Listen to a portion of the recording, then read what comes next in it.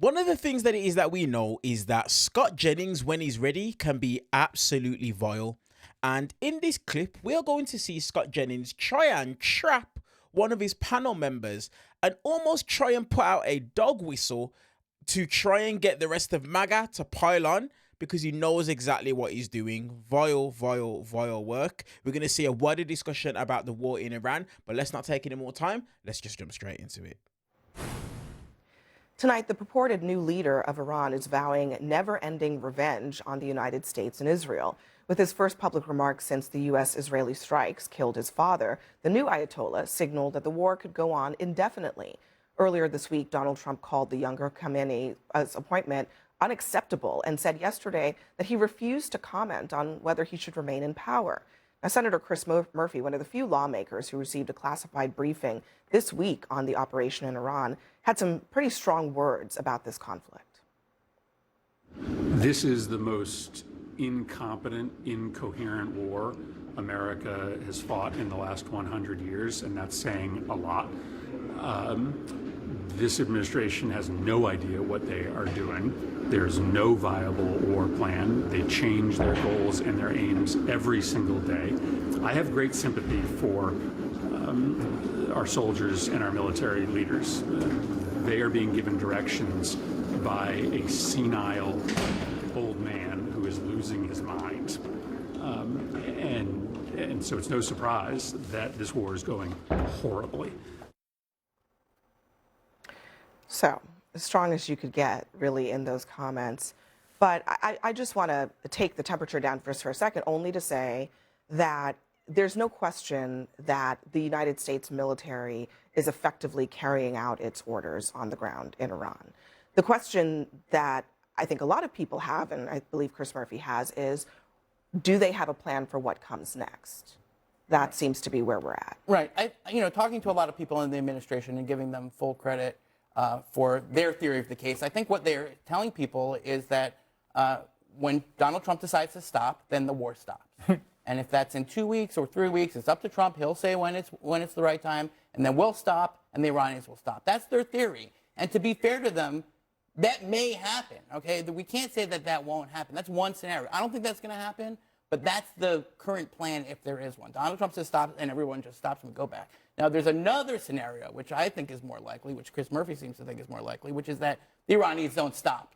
That after we just bombed their cities, killed all these people, killed the Ayatollah, destroyed their, military and their navy, that they're still going to want to fight, okay? And then if they're fighting us, we got to fight them, because that's what a war is. Once you're in it, okay? And I think that's going to happen. So, again, I think that's what we're facing, a total disconnect between what the White House thinks is going to happen and what's really going to happen. I think there's a third scenario, which is that no matter what happens with Iran and the United States, that there will be some sort of long-term consequences that we may not see in the next few weeks or months or years, but may come some decades later, just as we saw in 1979 with the Iran hostage crisis, which happened because of 1953 when we overthrew their democratically elected government.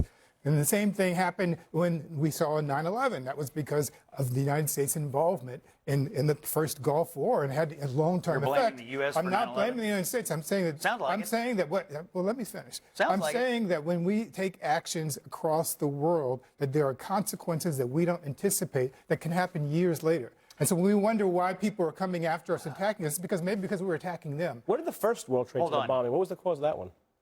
I'm sorry? What was the cause of the first World Trade Center bombing? I think that's irrelevant to this moment. I think the point is That's probably Gulf War number one, but that's not the point. We're getting away from the point. Yeah, I mean, look, just to decenter us here. The whole point is that things can happen later on. The basic concept of actions and consequences, and some actions having unintended consequences, I don't know that that's really debatable. I think that's a basic principle of foreign policy that we've seen play out time and time again. And the consequences of countries all over the world. So on that question, I mean, is it fair for people to ask, what are the unintended consequences of this particular major action that the United States has taken? I just want to go back to 9/11 for a second.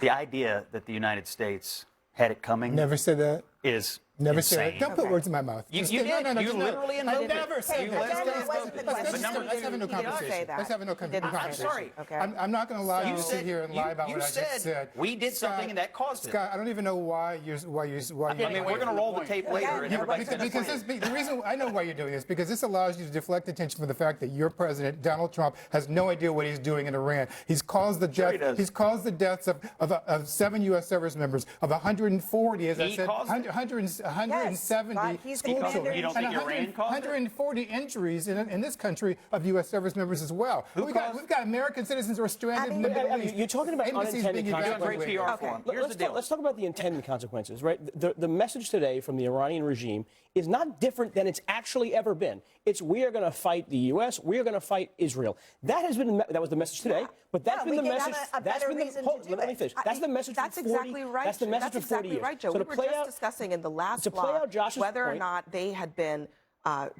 chastened in Well, any let me way. finish. And you just confirmed, just as you said there, they are saying the you exact cut me same off. thing that they have been saying for 47 years. They're saying So the what has same changed? thing they've been saying for 47 years. They're not going to stop. Your point was that they're not going to stop. They're not going to stop, but if they don't have the capacity to replenish their missiles, if they don't have the financing to finance their proxies throughout the region, then it doesn't matter what they say in their own country who's because they don't paying have for the this? ability to project outwards. Let me That would be a just- success by any stretch of the imagination. If Iran is no longer allowed to play terrorist daddy across the Middle East, across the world, that's a successful outcome. I don't want to hear that that wouldn't be a Joe, successful do you outcome. It think that would be a Donald Trump is successful outcome willing if to that's what commit to the happened. amount of time and effort and blood and treasure that it's going to Wait, be this is necessary a great question. to commit to that outcome? Because I'm sure Lindsey Graham is willing to sacrifice American blood and treasure until we get to that outcome. If it takes months, But don't if you- it takes years. And is Donald Trump does he have the wherewithal and the stick-to-itiveness to keep this war going for years, considering what it's doing to the economy, to gas prices, to the Republicans' chances in the next election? Don't you- And all of the relationships that he Josh. has and all the Board of Peace. Josh. The Board of Peace not looking so good right now, is it, Josh, Joe? don't you So think, how though- is Donald Trump going to do his Board of Peace corruption Josh. if people won't All join the right, Board Scott. of Peace because he's Scott, go ahead and country? respond. Look, There's consequences, lots of consequences. reasonable outcome here, though. Don't you think it's entirely possible because of the way Iran has acted? You have Israel involved. You have all the other Arab states in the Gulf that they have attacked. They're very angry. Over time, these fanatics, of course, will have to be monitored and will have to be kept in check.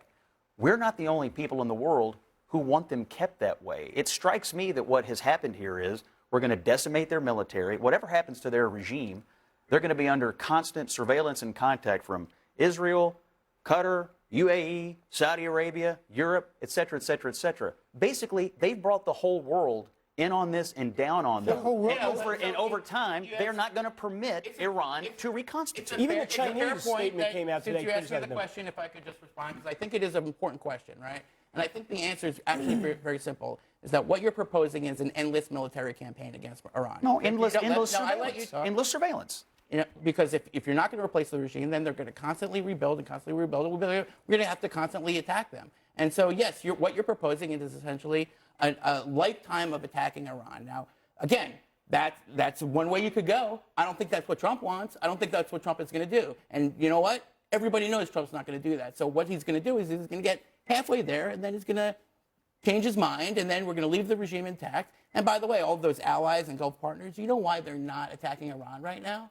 Because they're pissed off at us because we started the war that they're getting attacked on without consulting them, without even bothering to consult them, okay? All right. And so building this international coalition to go after Iran would have been a lot easier if we had talked to our allies and partners before we launched the war instead of doing the complete vast act. The negotiations are literally happening in the Gulf states.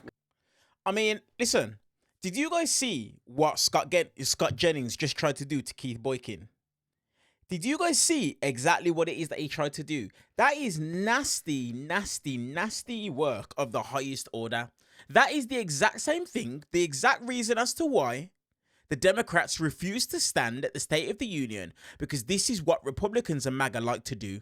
It's a trap. That's what they like to do. He just tried to trap Keith Boykin and tried to dog whistle to MAGA.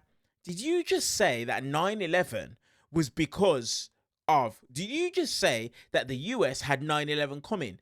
These times Keith Boykin never said anything of the sort. And Scott Jennings knows that he didn't say anything of the sort, but Scott Jennings has to do this shtick for him to be that guy to the MAGA base. That's what it is that he has to do. That's nasty work, what we just saw from Scott Jennings, but it's no surprise. It's no surprise in any way, shape, or form. But listen, I've literally just been taking a look on the internet, and it's now confirmed that I believe 3 or 4 service members, let me just actually confirm it, 4 killed after the US refueling plane crashes in Iraq. The military has confirmed 4 more lives have been lost because of this pointless war. 4 more. Now, I'm not even sure if that's people. Yes, 4 of the 6 crew members aboard the US KC-135 refueling aircraft went down in western Iraq. Guys, that is now taking the tally to what? 11 Americans dead as a result of this war. Over 100 plus children dead. How many people displaced, all because of a war that has no end goal? This is Donald Trump. This is this administration. So when people are discussing and saying that there's absolutely no understanding, no reasoning as to why this was taking place, this is what they're referring to. This is what they're talking about. And they have every right to say the things that it is that they're saying. Because even to me, as someone who lives overseas, a Brit, I have no clue what this administration are doing either.